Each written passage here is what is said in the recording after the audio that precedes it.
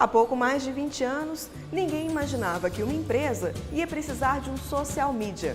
Da mesma forma, pensar que alguém poderia ganhar dinheiro desenvolvendo aplicativos para celulares era algo improvável. Mas a tecnologia mudou e continua mudando carreiras e relações de trabalho. Mas será que funcionários, empresas e até mesmo as instituições de ensino estão preparadas para essa revolução? O Mercado de Negócios de hoje conversa com especialistas que avaliam essa questão.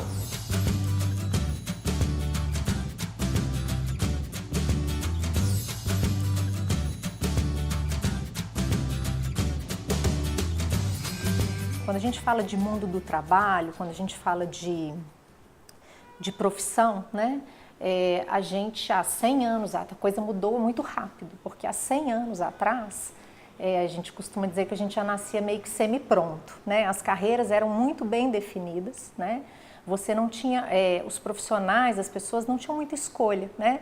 Elas eram meio que herdadas as carreiras. Então, filho de pintor era pintor, filho de professora era professor ou ia para alguma carreira acadêmica. Então, isso era muito certo, as coisas eram muito mais certas e a quantidade de escolha, né, a quantidade de possibilidades de carreira, de profissão, elas eram muito menores, né? Isso de 100 anos para cá, isso fez assim, foi um crescimento exponencial. Hoje a gente fala que, podemos falar, eu posso até estar desatualizada nessa, que já tem um tempo, a gente fala em 12 mil carreiras catalogadas hoje, 12 mil profissões catalogadas, né? Então, assim, é muita coisa que você pode ser e ainda tem as que nem existem ainda, né? Existem aqueles estudos que dizem que os nossos filhos trabalharão daqui a 20 anos com profissões que ainda não existem, né? Então,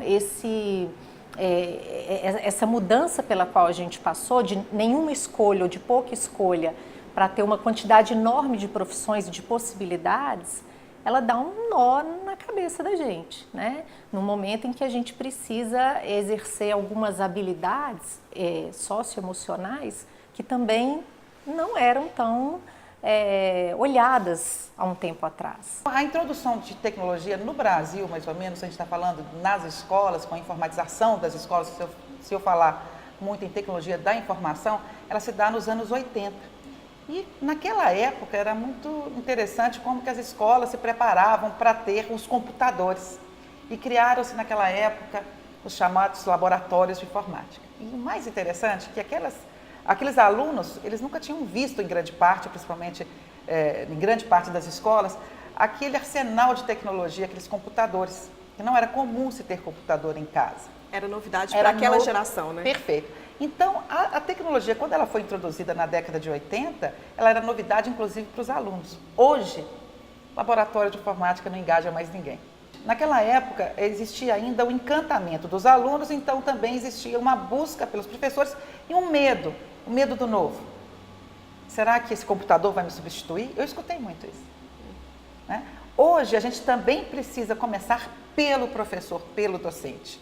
E também existe a preocupação hoje dessa substituição, inclusive do profissional. Nós estamos falando que isso chega nas empresas, o futuro do trabalho está aí, nós estamos falando de inteligência artificial, de internet das coisas. A mudança é uma coisa bem interessante porque, assim, algumas pessoas adoram mudança, mas a maioria tem receio. Muito porque tira da zona de conforto, muito porque a gente acostumou com uma época em que as coisas eram muito estanques e que o mercado não mudava tanto, e aí a pessoa podia contar com uma certa estabilidade. Tem muitas pessoas que preferem o status quo. E assim, uma coisa que eu digo muito, essas pessoas que preferem a estabilidade, que preferem a segurança, elas vão passar maus bocados nos próximos anos. Já estão passando. Então, assim, eu acho que a gente tem que desafiar o status quo, tem que querer a mudança e abraçar a mudança como oportunidade de crescimento. A tecnologia, o que ela faz, o que ela vai fazer, que ela já vem fazendo, é tirar de nós, profissionais, a necessidade de analisar dados, né? A necessidade do automatismo. Então, a gente costuma dizer que as profissões mais automatizadas, que a gente já está vendo aí, indústria 4.0, que não é nenhuma novidade, né? Elas vão ser substituídas, né? Então, vai caber a gente o quê? Né? O que cabe ao ser humano, já que tantas profissões e funções operacionais vão ser substituídas, já estão sendo substituídas. Meu ver, cabe a gente ainda a reflexão, né? A capacidade de reflexão, a capacidade do que a gente chama de reflexão empática, do cuidado com o outro, né?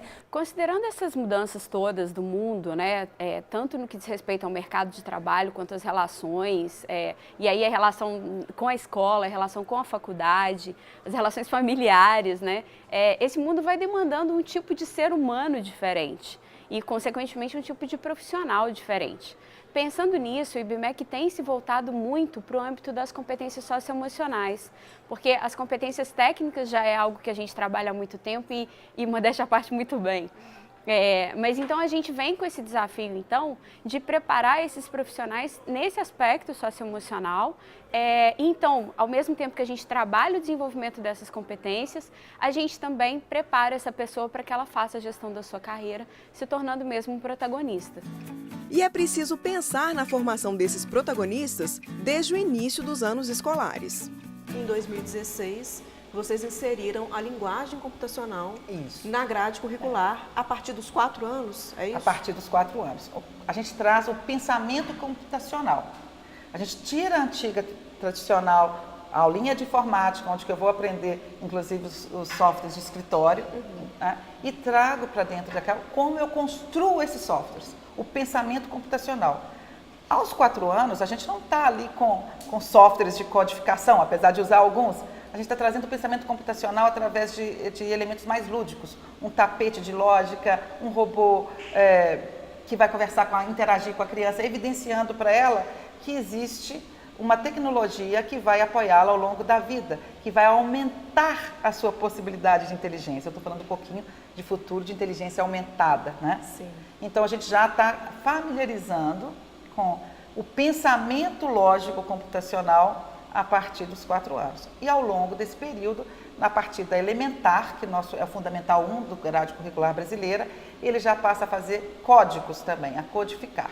Mas isso foi feito num processo onde que os professores foram capacitados, primeiro no intuito mais multidisciplinar, né, onde que o professor de tecnologia capacitava esses professores sobre a potencialidade, para a linguagem de programação e juntos construíam projetos pedagógicos a serem aplicados na sua aula. Se esses meninos são nativos digitais, que um computador ele também tem em casa, o que mais agora a gente precisa trazer de tecnologia?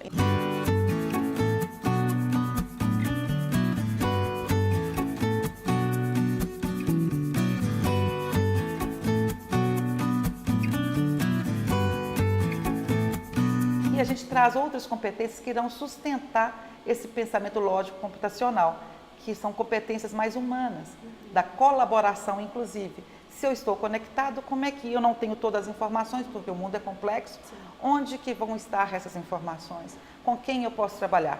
Então a gente trabalha muito o conceito de empatia, de colaboração, que são skills demandados para o século XXI. Né? A gente tem um extremo de gerações em que trabalhavam simplesmente pela questão econômica, né? Porque tinham que ter um trabalho, tinha que colocar dinheiro em casa, né? Então a gente sai desse extremo para um extremo de que eu quero ser feliz, eu quero trabalhar só com quem eu quero, fazer só o que eu quero na hora que eu quero, né? É preciso que haja um equilíbrio. O profissional de hoje ele precisa entender que ele precisa equilibrar a satisfação e a felicidade no trabalho, que precisa existir, porque se a gente trabalha infeliz, a gente não vai ser legal, uma hora a gente vai adoecer, vai ter outros problemas, mas também que precisa ter um esforço, né? E que esforço não é sinônimo de sofrimento.